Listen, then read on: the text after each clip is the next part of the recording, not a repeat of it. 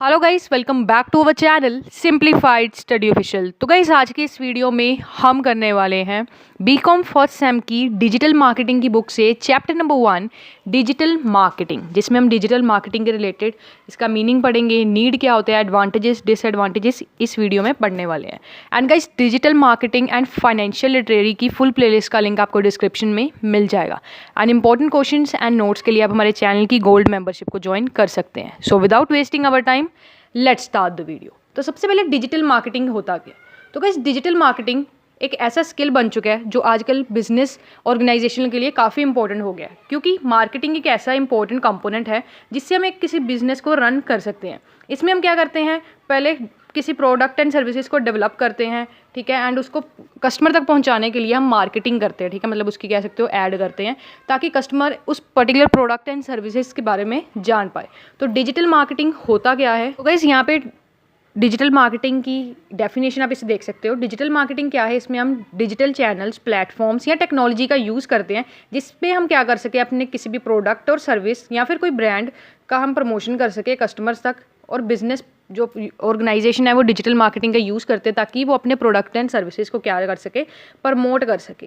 And ये जो channels हैं, इसमें सोशल मीडिया हो सकता है, ठीक है, फेसबुक हो गया, यूट्यूब हो गया आपका, या फिर इंस्टाग्राम हो गया, वहाँ पे आप अपना जो प्रोडक्ट है उसे प्रमोट कर सकते हो, ठीक है, ईमेल्स के थ्रू कर सकते हो, कोई भी मोबाइल ऐप्स है उनके थ्रू कर सकते हो, या पेड एडवर्टाइजिंग, मतलब पेड एडवर्टाइजमेंट, चाहे वो सोशल मीडिया पे हो, ठीक है, या फिर इंटरनेट पे जो आप एड्स देते हो, कई बार आप वेबसाइट ओपन करते हो, वहाँ पे आपको एड्स आती हैं। तो ये सारा किसका पार्ट है? डिजिटल मार्केटिंग का। गाइस, डिजिटल मार्केटिंग को इंटरनेट मार्केटिंग भी कहते हैं। नेक्स्ट है आपका topic need of digital marketing. पहला है रीच ए ग्लोबल ऑडियंस। अब गाइस, अगर आप मान लो किसी जगह पे शॉप ओपन कर रहे हो, मान लो आप क्लोथिंग का ओपन कर रहे हो, ठीक है, मान लो आप टी शर्ट सेल कर रहे हो, तो उसी लोकल एरिया में जो आसपास के लोग हैं वही आपकी शॉप पे आएंगे। बट अगर आप डिजिटल मार्केटिंग का यूज़ करोगे, उससे क्या होगा, आप ग्लोबल, मतलब पूरी दुनिया के जितने भी कस्टमर हैं वहाँ तक पहुँच सकते हो, क्योंकि आप अपना कोई भी प्रोडक्ट है, सर्विस है, उसे आप क्या कर रहे हो, इंटरनेट पे उसे उसकी मार्केटिंग कर रहे हो। उससे क्या होगा, आपकी जो रीच है वो ग्लोबली कस्टमर्स तक होंगी, सिर्फ एक लोकल एरिया के कस्टमर तक सीमित नहीं होंगी।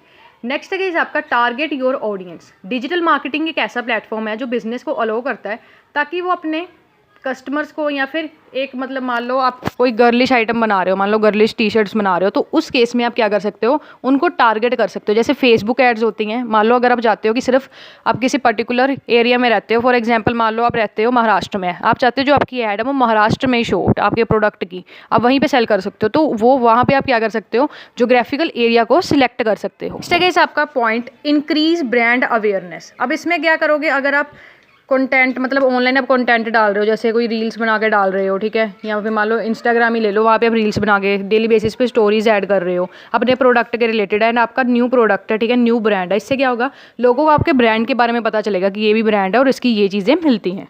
Generate leads and sales. अब गाइस, डिजिटल मार्केटिंग से अगर आप अपने प्रोडक्ट के बारे में कस्टमर्स को अवेयर करोगे, उससे क्या होगा, उनको आपके प्रोडक्ट के बारे में पता चलेगा और जो पोटेंशियल कस्टमर्स हैं वो आपके साथ जुड़ेंगे एंड आपकी जो सेल्स हैं वो इंक्रीज़ हो जाएंगी।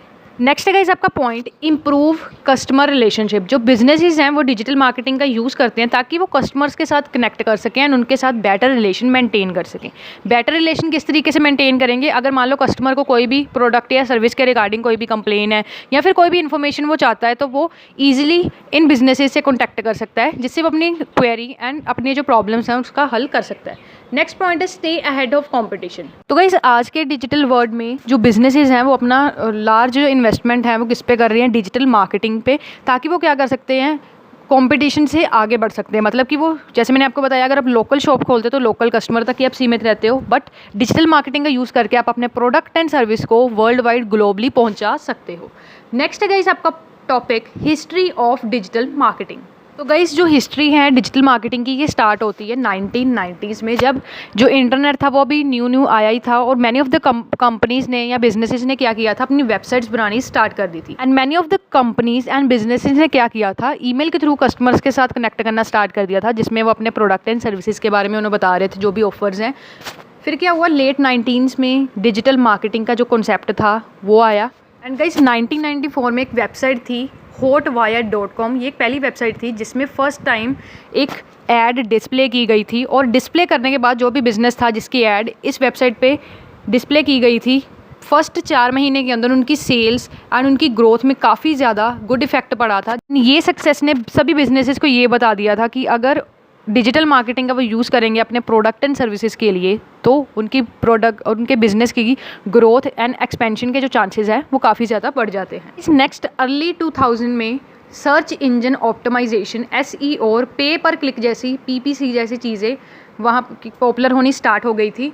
SEO में क्या होता है कि आप एक वेबसाइट को इस तरीके से ऑप्टिमाइज़ करते हैं, इस तरीके से बनाते हैं ताकि वो जब भी जैसे गूगल में आप सर्च कर रहे हो कोई भी, मान लो अगर आप सर्च कर रहे हो बीकॉम का कोई टॉपिक सर्च कर रहे हो, आपने अपनी वेबसाइट को इस तरीके से बनाना है अगर कोई सर्च करेगा ये पर्टिकुलरली आइटम या पर्टिकुलरली कोई कीवर्ड से सर्च करेगा तो आपकी वेबसाइट सबसे ऊपर आएगी। ठीक है। PPC यानी कि पे पर क्लिक का बेसिकली क्या मतलब था कि मान लो एक बिजनेस ऑर्गेनाइजेशन को ये अलो करेगी, मान लो आपने कहीं पे किसी वेबसाइट पे एडवर्टाइजमेंट दी है, मान लो 10 लोगों ने क्लिक किया, एक कंपनी है जो एडवर्टाइजिंग कंपनी है वो एक रेट सेट कर देगी कि एक पर्सन अगर उस ऐड पे क्लिक करेगा तो आपको इतना प्राइस पे करना पड़ेगा। अगर 10 लोगों ने किया तो उसके हिसाब से आपको जो प्राइस है उसको 10 के साथ मल्टीप्लाई करके पे करना पड़ेगा। इस लेट 2000s में क्या हो गया था, जो एडवर्टाइजिंग थी ये पॉपुलर हो गए थे and many of the business organization advertisement को यूज़ करने लग गए थे ताकि उनका जो सर्विसेज हैं एंड प्रोडक्ट है लोगों तक पहुँच पाए। यहाँ पे कुछ इंपॉर्टेंट डेट्स हैं, जैसे 1994 में फर्स्ट बैनर एड hotwire.com पे डिस्प्ले हुई थी।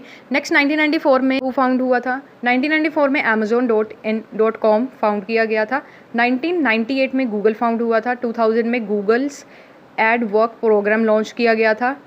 2003 में MySpace and LinkedIn launch हुआ था। 2004 में फेसबुक, 2005 में यूट्यूब, 2006 में ट्विटर लॉन्च हुआ था जिसको अभी एक्स कहते हैं। एंड फर्स्ट जो आईफोन था ये 2007 में किया गया था और आईपैड था जो 2010 में लॉन्च किया गया था। ठीक है, ये कुछ इंपॉर्टेंट डेट्स है, ये आपको याद रखनी है। तो गाइस बाकी इस चैप्टर का जो टॉपिक है हम नेक्स्ट वीडियो में करने वाले हैं। आज की इस वीडियो में इतना ही। Thanks for watching.